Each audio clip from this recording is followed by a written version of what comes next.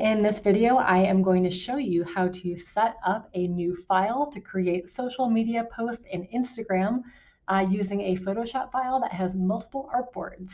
So first things first, head over to New File, and let's go ahead and start inputting some of these details.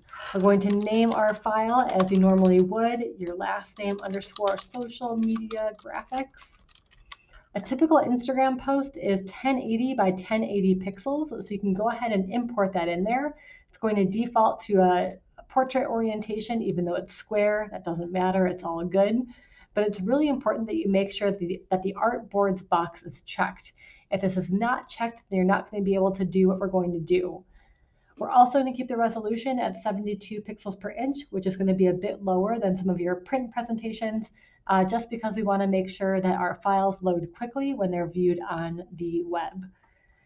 And once everything is all set, we're going to say create, and you're going to notice that we now have an artboard that we're working with in Photoshop.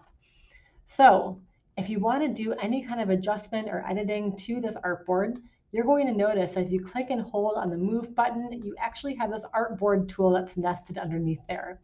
So this is going to allow you to adjust any of the dimensions of the artboard up here.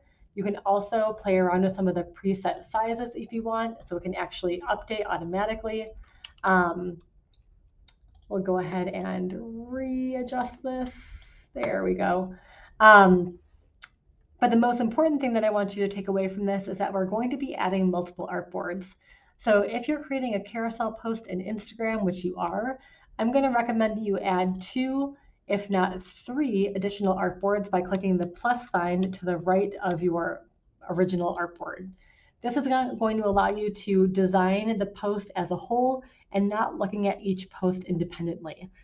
So this way there's going to be some cohesion between your design, and hopefully you're going to be able to strike a balance and create a really engaging post that calls attention to your global issue when looking at all of it at your artboards all at once. You'll notice over here in your layers panel that this looks very similar to what you might see in Photoshop. But instead of just having your layers, it's actually all divided by artboards. So you can go ahead and add and delete layers as you normally would. You can also move layers between artboards. So there's nothing that you need to do here that's any different than your typical practice. If you notice that you accidentally add a layer in the incorrect artboard, you're more than welcome to move it between them freely without impacting your overall design.